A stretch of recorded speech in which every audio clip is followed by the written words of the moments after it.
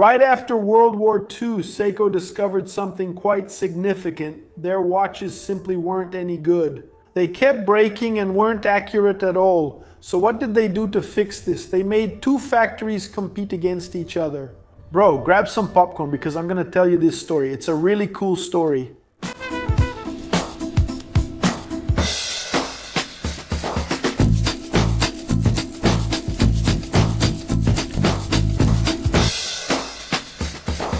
In today's video here on the channel, we're going to talk a little about the history of Seiko. No brand can do what Seiko does. Seiko is every watchmaker's dream. No brand can deliver a watch for just a few $dozen like a Seiko 5, for example, all the way up to watches costing over $400,000, Fugaku, Turbo Yonda, Creedor. I think this watch is $460,000. And it belongs to the Seiko group. No brand can do that. To have all that reliability, that whole range, to cover all that variety of watches, only Seiko really can. But all of this came at a very high cost before they became what they are today. I'm going to tell you a little bit of that story. Let's talk about Seiko. They started in 1888 when Kintaro Hattori opened a shop in Tokyo to repair watches. Not wristwatches, which didn't exist yet at that time, but table clocks and also grandfather clocks. The first Seiko wristwatch was the Laurel in 1913, and it had that red 12. Sometimes Seiko releases watches that have the 12 in red.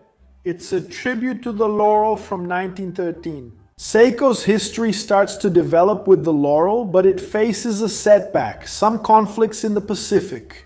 They also culminated in World War II starting back in 1939.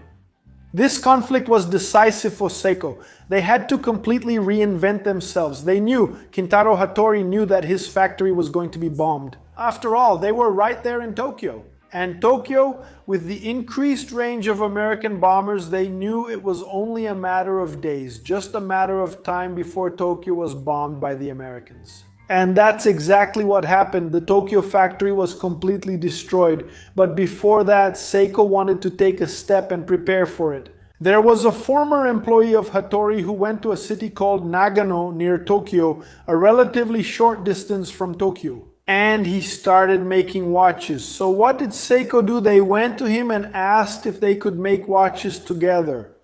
Sure enough, Daini was born. 1937. In 1937, this partnership started to take shape. They started moving Seiko's watch production to the countryside, to Nagano. Sure enough, history proved them right. Their fears were justified, and the Seiko factory in Tokyo was completely destroyed. It was bombed and completely destroyed. That factory would only be rebuilt in 1949. When that factory was rebuilt, they decided to also continue with the factory in Nagano, so both productions were maintained. After World War II, Japan was completely isolated from the rest of the world. This was reflected in the reliability of Seiko's watches. They didn't even have reliable raw materials to buy and produce their watches. The entire production logistics were also compromised. These production distances also affected the quality of their watches, and they entered the 1950s worried. After all, the watches simply weren't selling, and what did sell didn't work out. The watches weren't reliable at all. Hattori's grandson Genzo Hattori had an idea. He wanted to keep the two factories separate and start a fierce competition between them in terms of movements. That's where both Suwa and Daini were born. To make the distinction of which watch came from which factory, Seiko had a really cool idea. They put a small symbol on the watch dial that indicates which factory these watches came from. I have 3 Seikos, all of them with really cool stories, and all 3 came from the same place. These 3 models that I have a small tsunami here indicating that they came from the Suwa factory. If they had come from the Daini factory, they would have a lightning bolt. That's how Seiko identifies where those particular models came from. Either it comes with a tsunami, indicating that it comes from Suwa, or it comes with a lightning bolt, indicating that it came from Daini. That's really where the story of Seiko as we know it today began. That competition was extremely fierce. Up until then, both factories basically used the same movement model, which wasn't exactly a copy. It was a little different, but very similar to the ETA 1080, which was a Swiss movement. In fact, some people even think that Seiko used these models produced by ETA, but without the ETA branding, just Seikosha. The two factories using this same movement caused them to become practically stagnant. No one was growing, no one was producing anything relevant. And the grandson, Genzo Hattori, started a competition between the two factories to see which one would be the best. This competition worked so well that right after it started, right after Genzo, the grandson, gave the green light, in 1956, one of the units launched the Marvel. Now, with a new movement, a new case, with new guidelines for case production, the so-called Seiko grammar for finishing and watchmaking. In fact, when they launched the Marvel, the other plant got terribly jealous. They also started wanting to produce a model there that was as good as the Marvel. In this competition, just so you know, that's how Grand Seiko was born. They raised Grand Seiko to levels never seen before. It came as a real result of all this competition. And what did the other unit do? They launched King Seiko. One launched Grand Seiko and the other launched King Seiko to compete with it, Grand Seiko, just so you know. The watch was already launched with chronometric specifications, meeting Koski standards, chronometric specifications. It was a leap in less than 10 years, an absolutely massive leap in quality. It's amazing what this rivalry accomplished between the two. We had two factories that were completely stagnant. They were making the Laurel, and then 2 or 3 years later, Grand Seiko came, followed by King Seiko. Even when choosing the name Grand Seiko, they wanted to make a truly great Seiko and give it that name to compete with Swiss watches. As for King Seiko, when it was about to be named, they wanted to call it Champion, right? Champion Seiko.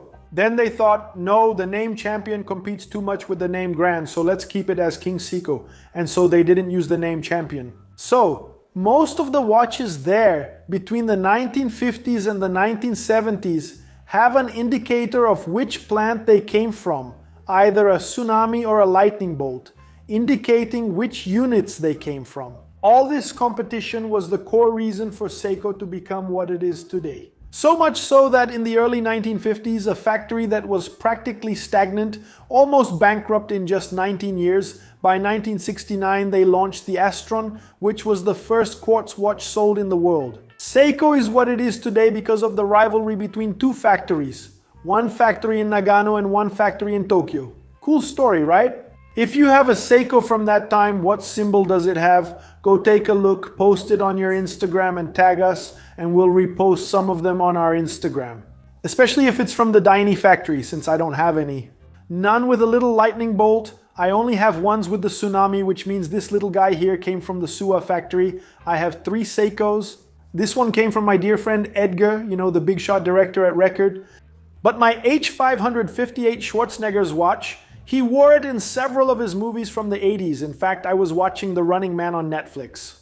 And Schwarzenegger is known for, he's wearing a Casio, he wears a Casio in that movie, but at the beginning he's wearing this one, the H558. This little guy here, my Pog, right, my dear friend Castro found it for me. My dear friend Gustavo from Watch Rescue gave it a new life. And my Seiko 5, this little guy here, which I used to tell the Seiko 5 story, dated June 1976, which my dear friend Gustavo, a member of the channel, gave me as a gift.